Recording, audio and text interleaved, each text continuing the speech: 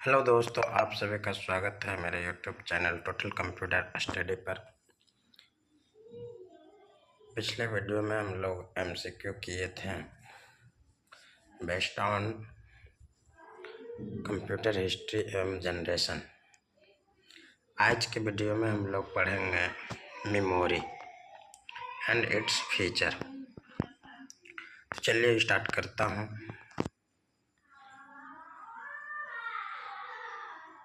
What is computer memory? Computer memory क्या है? तो computer memory is any physical device used to store data and information or instruction temporarily or permanent। Computer memory क्या करता है? Physical device. Computer memory एक physical device है जो कि डाटा को स्टोर करता है और इंफॉर्मेशन या इंस्ट्रक्शन को स्टोर करता है परमानेंटली या तो टेम्पोररी रूप से। ये कंप्यूटर मेमोरी का डेफिनेशन है। अब नेक्स्ट है why do we need a computer memory? Computer memory का जरूरत क्यों पड़ा हम लोगों को? तो in the computer system we need computer memory. Computer system में कंप्यूटर मेमोरी की आवश्यकता होती है या ज़रूरत होती है। किस लिए? To store various type of data like text, image, video, audio, document its. तो इन सब चीज़ों का स्टोर करने के लिए कंप्यूटर में मेमोरी की आवश्यकता होती है। अब है फीचर्स ऑफ कंप्यूटर। कंप्यूटर का फीचर्स क्या क्या है? The following are the different features of the memory system that includes। अब मेमोरी का फीचर नीचे दिया गया है, उसको देखता हूँ। तो पहला फीचर्स है लोकेशन। लोकेशन में क्या है? It represent the internal and external location of the memory in a computer. Computer में एक तो हम लोग अलग से मेमोरी कार्ड लगा सकते हैं या अलग से पेन ड्राइव लगा सकते हैं स्टोरेज के लिए, और दूसरा होता है पहले से इनबिल्ट होता है। ठीक है, जिसे हम लोग इंटरनल मेमोरी कहते हैं। जैसे फ़ोन में भी एक एक्सटर्नल मेमोरी एक इंटरनल मेमोरी होता है। एक्सटर्नल मतलब जो कि आप बाहर से लगा सकते हैं, और इंटरनल मतलब जो उसमें अवेलेबल है। तो the internal memory is inbuilt in computer memory. Internal memory क्या है? जो कि कंप्यूटर में इनबिल्ट होता है। It is also known as primary memory. जो पहले से उसमें इनबिल्ट मेमोरी होता है उसको प्राइमरी मेमोरी भी हम लोग कहते हैं। तो the example of primary memory are register, cache and main memory. Register, cache और मेन मेमोरी ये एग्जाम्पल है किसका? तो प्राइमरी मेमोरी का। प्राइमरी मेमोरी क्या है? तो जो इनबिल्ट होता है कंप्यूटर में उसको प्राइमरी मेमोरी कहते हैं। Whereas external memory is the separate storage device from the computer such as disk, tab, USB pen drive. तो एक्सटर्नल मेमोरी क्या है? जो कंप्यूटर से अलग होता है, मतलब जो उसमें अलग से हम लोग लगा सकते हैं, उसको क्या कहते हैं? एक्सटर्नल मेमोरी कहते हैं। जैसे पेन ड्राइव हो गया, टैब हो गया, डिस्क हो गया, ये सब क्या है? External memory. तो दूसरा फीचर है कैपेसिटी। कैपेसिटी तो कैपेसिटी में देखते हैं, it is the most important feature of computer memory. यह सबसे महत्वपूर्ण फीचर्स है कंप्यूटर मेमोरी का। Storage capacity can very in external and internal memory. Storage क्या करता है, वेरी होता है, वेरी कर सकता है एक्सटर्नल और इंटरनल मेमोरी। तो external device storage capacity is measured in term of bite. External device का जो स्टोरेज कैपेसिटी होता है उसको किस में मापते हैं, बाइट में मापते हैं। तो whereas the internal memory is measured with byte और वर्ड। तो जो जहाँ वहीं पर जो इंटरनल मेमोरी होता है उसका मेजरमेंट करते हैं हम लोग बाइट और वर्ड में। So the storage word length can very in bit. तो स्टोरेज का जो लेंथ होता है वर्ड का उसका वेरी करता है किसमें, जैसे हो गया 8 बिट, 16 बिट, 32 बिट्स। जैसे हम लोग कोई सॉफ्टवेयर डाउनलोड करते हैं कंप्यूटर या लैपटॉप में, तो वहाँ पर लिखाता है कि आपका ये सॉफ्टवेयर जो है 32 बिट्स के लिए है या 64 बिट्स के लिए है, इस तरह से। तो ये इंटरनल मेमोरी जो होता है वो वेरी करता है, मतलब उसका जो वर्ड लेंथ होता है वो वेरी करता है 8, 16, 32, 64, इस तरह से। तो नेक्स्ट फीचर है एक्सेस मेथड। तो एक्सेस मेथड क्या है, memory can be access through 4 modes of memory. Memory access हो सकता है कितने मोड से, मेमोरी के 4 मोड से। इसमें पहला है DMA। DMA का मतलब क्या है, डायरेक्ट मेमोरी एड्रेस। DMA का फुल फॉर्म हो गया डायरेक्ट मेमोरी एड्रेस। तो as the name of specifier, direct memory address is a method that allow input-output device to access or retrieve data directly और from the main memory। ये main memory से directly data को क्या करता है, access करता है या रिट्राइव कर सकता है। तो ये क्या था, DMA। DMA का फुल फॉर्म क्या हो गया, डायरेक्ट एक्सेस मेमोरी है, direct memory address, direct memory address, direct memory address, यानी कि DMA का ये फुल फॉर्म हो गया। नेक्स्ट है जो अभी आपने देखा 4 तरह से एक्सेस कर सकते हैं। तो पहला देख लिए DMA, दूसरा है सीक्वेंशियल एक्सेस मेथड, दूसरा कौन सा है, sequential access method.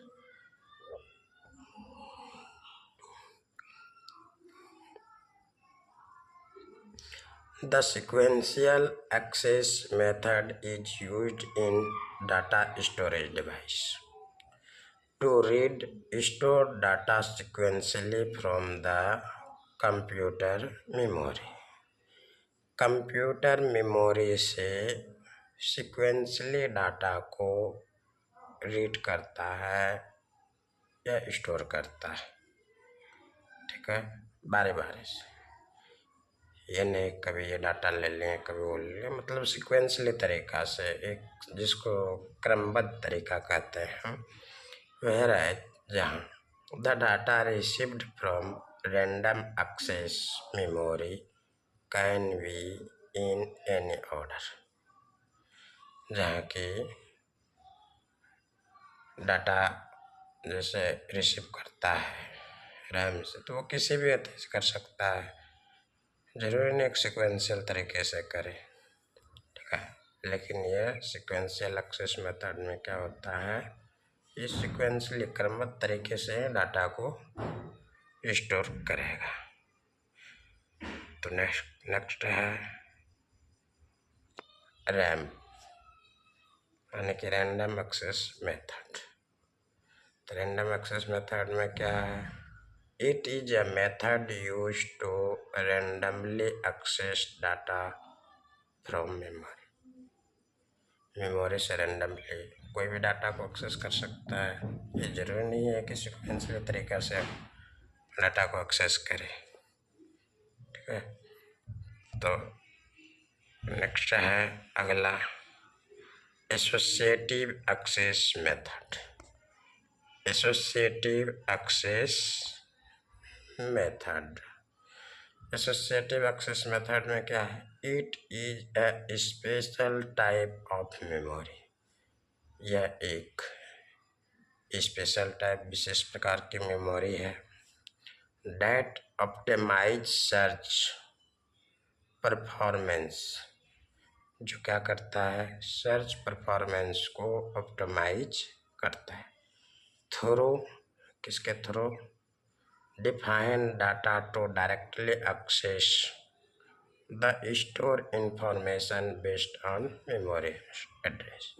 Memory address के आधार पर जो इंफॉर्मेशन स्टोर होता है उसका डायरेक्टली एक्सेस करता है। तो ये चीज़, तो ये हो गया एसोसिएटिव एक्सेस मेथड। नेक्स्ट है आपका unit of transfer. Unit of transfer, unit of transfer में क्या है, as the name suggested a unit of transfer measure the transfer rate of bit. जो डाटा ट्रांसफर होता है उसको जो मेजर करते हैं वो किस में करते हैं, तो बिट्स में करते हैं, जैसे बिट पर सेकेंड, बिट पर केबी, ये सब। दैट कैन बी रीड और राइट इन और out of the memory device. The transfer rate of data can be different in external and internal memory.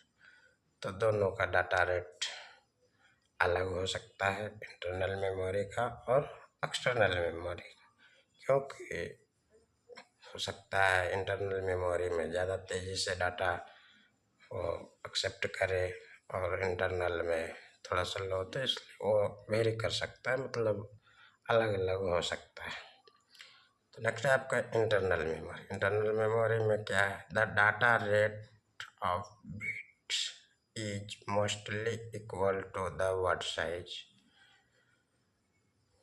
Internal memory में डाटा ट्रांसफ़र का जो रेट होता है वह किसके इक्वल होता है, वर्ड साइज के इक्वल होता है, ठीक है।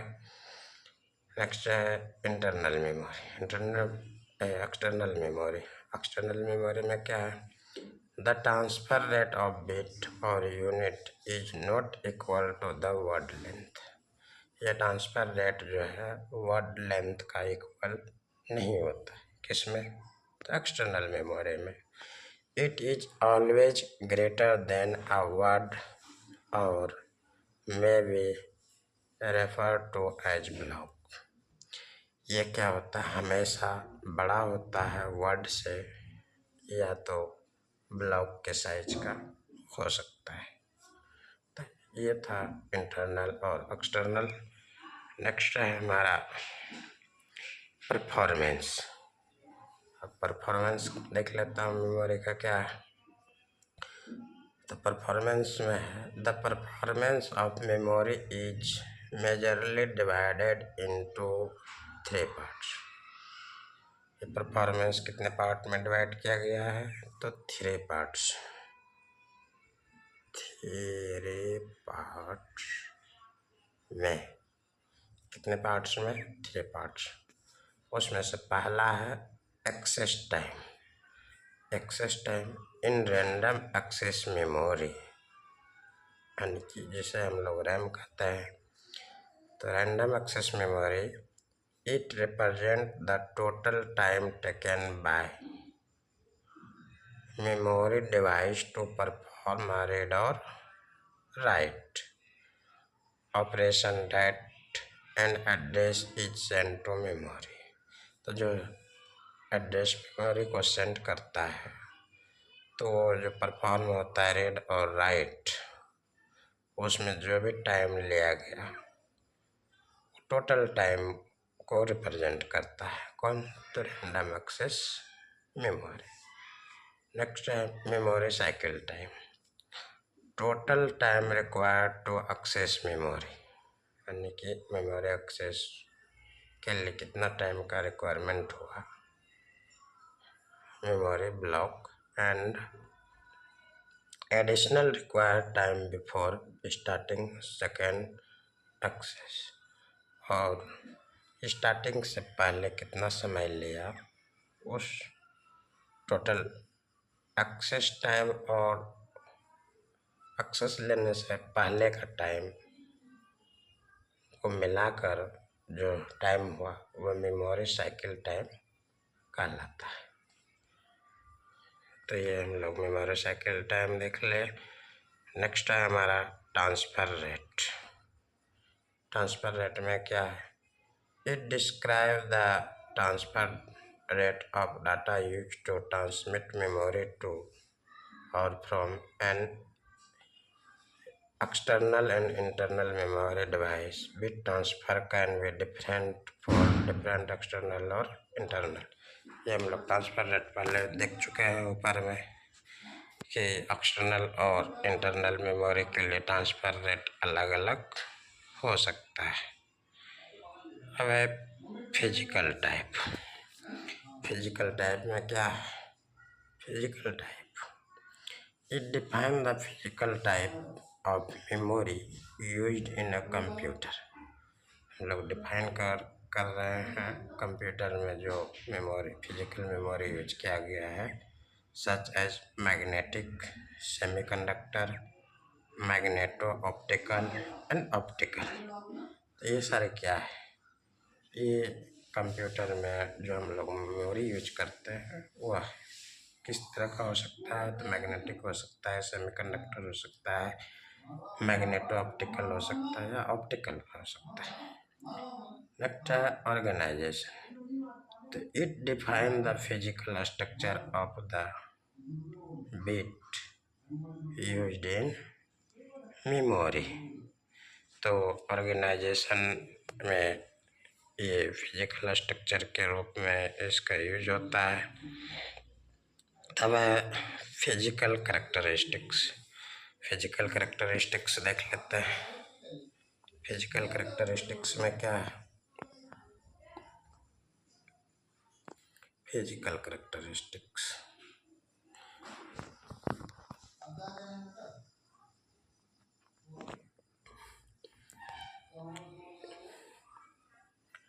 it specifies the physical behavior of the memory like volatile, non-volatile, non-erasable। volatile memory is known as RAM। volatile memory RAM जानते हैं। मतलब यहाँ पर फिजिकली रूप से मेमोरी का दो नेचर है, एक वोलेटाइल और एक नॉन वोलेटाइल। वोलेटाइल में क्या होता है कि जैसे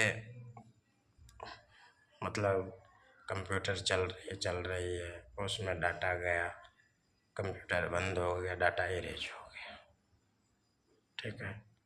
और नॉन वोलेटाइल में क्या होता है कि कंप्यूटर बंद हो या कुछ भी हो, वो डाटा इरेज नहीं होगा, तो उसे नॉन वोलेटाइल कहती है। तो यहाँ पर रैम जो है वोलेटाइल नेचर का है, मतलब इसमें अगर डाटा है, पावर चली गई या कुछ हो गया तो वो डाटा क्या हो जाएगा? इरेज हो जाता है। तो which required power to retain, store information, and if any power loss has occurred, stored data will be lost. ठीक है। नॉन वोलेटाइल मेमोरी क्या है? तो non volatile memory is a permanent store memory. ये कभी भी डाटा वो delete erase नहीं होगा, परमानेंट स्टोरेज मेमोरी कहलाता है। और वोलेटाइल मतलब वो टेम्प्रोरी मेमोरी कहलाता है। तो ये हो गया non volatile memory is a permanent storage memory that is used to obtain any stored information even when the power is off। जब पावर चली भी जाएगा फिर भी डाटा या इंफॉर्मेशन क्या होगा, वो स्टोर ही रहेगा। नॉन इरेजेबल मेमोरी कह सकते हैं। तो non erasable memory is a type of memory that can be erased after the manufactured like ROM because at the time of manufacture ROM are programmable। ठीक है। तो रोम क्या है? नॉन इरेजेबल कह सकते हैं या नॉन वोलेटाइल कह सकते हैं। रोम नॉन वोलेटाइल नेचर के होते हैं, लेकिन रैम वोलेटाइल नेचर के होते हैं। तो ये था हमारा फिजिकल कैरेक्टरिस्टिक्स। तो आज के लिए इतना ही। अब नेक्स्ट हम लोग आगे वीडियो में पढ़ेंगे। तो हमारे चैनल पर बने रहें और मैं A to Z every topic को इस चैनल पर डिस्कस करूँगा। Thank you so much.